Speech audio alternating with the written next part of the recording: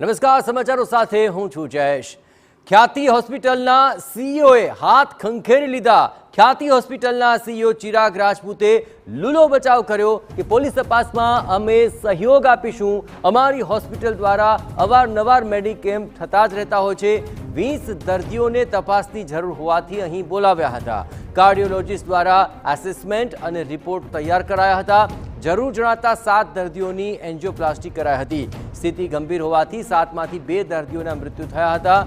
દર્દીઓ પોતાની મરજીથી અહીં આવ્યા હોવાનો પણ તેમણે દાવો કર્યો।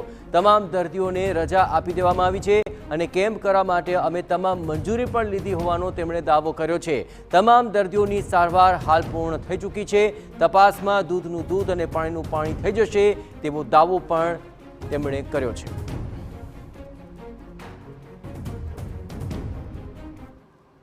અમારી હોસ્પિટલ દ્વારા અવારનવાર આજુબાજુના ગામોમાં હેલ્થ ચેકઅપના કેમ્પ્સ થતા હોય છે, જે દરેક હોસ્પિટલ કરે છે। એ સંદર્ભમાં તારીખ 10/11ના રોજ રવિવારના બોરીસણા ગામમાં આપણે એક કેમ્પનું આયોજન કર્યું હતું। ત્યાંના સરપંચના સહયોગથી ત્યાં મહાદેવ મંદિર છે, ત્યાં આગળ આયોજન કરવામાં આવ્યું હતું, જ્યાં ઓલમોસ્ટ 100 જેટલા પેશન્ટોને આપણે ત્યાં આગળ કાર્ડિયાકમાં ત્યાં લાભ આપવામાં આવ્યો હતો જોવાનો। એમાંથી લગભગ 20 પેશન્ટોને વધારે ત્વરિત આગળ સારવારની અને તપાસની જરૂર હોવાના કારણે આપણે એમને હોસ્પિટલ આપણી અહીંયા આવવા માટે સજેસ્ટ કર્યું હતું, જે એમની સ્વેચ્છાએ એ લોકો અહીંયા આવેલા હતા। અહીંયા આવ્યા પછી કાર્ડિયોલોજિસ્ટ દ્વારા એમનું એસેસમેન્ટ થઈને આગળના રિપોર્ટ્સ કરીને એમની એન્જિયોગ્રાફી અને એમાંના 7 પેશન્ટની જરૂર પડે એન્જિયોપ્લાસ્ટી કરવામાં આવેલી હતી। આ પ્લાસ્ટી કરેલા 7 પેશન્ટમાંથી અનફોર્ચ્યુનેટલી ક્રિટિકલ કન્ડિશનના કારણે 2 પેશન્ટોના મૃત્યુ થયા, જેના માટે અમે ખૂબ જ આશ્વાસન એમના પરિવાર માટે રાખીએ છીએ અને અમને ખરેખર એના માટે ઘણી સાંત્વના છે। આ માટે પોલીસ અત્યારે ઊંડાણપૂર્વક તપાસ કરી રહી છે અને એ તપાસમાં અમારા તરફથી બને એટલો પૂરેપૂરો બધી જ રીતનો સહયોગ અમે આપવા બંધાયેલા છીએ અને અમારી તમને પણ રિક્વેસ્ટ છે કે તમે આવા કઠિન સમયમાં અમારી પડખે ઊભા રહેશો અને જે સત્ય છે એ બહાર આવે એને તમે પ્રકાશિત કરશો। કેટલા ગામોમાં અગાઉ કેમ્પ કર્યા હતા, કયા કયા ગામોમાં કેમ્પ? એ બધી ડિટેલ અત્યારે હું નહીં આપી શકું, મારે અંદર તપાસમાં જવાનું છે।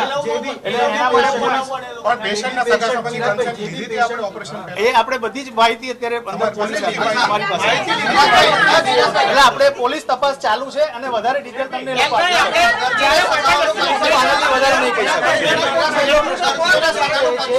જેટલા પેશન્ટ એડમિટ હતા એમનું અપ્રુવલ કેટલી વારમાં મળી ગયું તમને, અને એ પ્રોસેસમાં તમે કન્સેન્ટ ફોર્મની જે વાત આવે છે એ સિગ્નેચરની વાત એ કેમ નહોતી થઈ? એવું આક્ષેપ મારી પાસે નથી, ટેકનિકલ આટલી ડિટેલ મારી પાસે નથી। પોલીસ પણ એ તપાસ કરી રહી છે અને એ તમને એમના બાઇટ્સમાં આગળથી રિલીઝ કરશે। બીજી એક વાત એવી હોય છે કે એક જ સાથે આટલા એક જ ગામના વ્યક્તિઓની એક જ પ્રકારની સર્જરી ન થઈ શકે એવો એક નિયમ પણ છે, લગભગ અમને જ્યાં સુધી ખ્યાલ છે તેવું।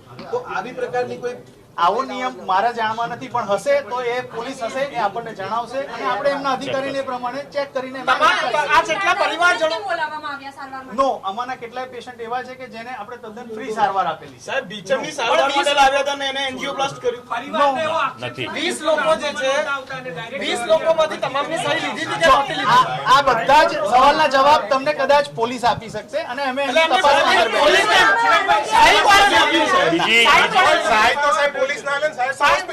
બીજી બધી માહિતી તમને આપી દઈશ। હા, લીધેલી છે।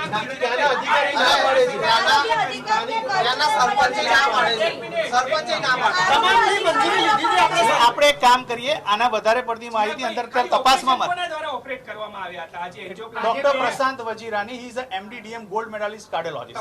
તમામ ઓપરેશન કર્યા હતા। તમામ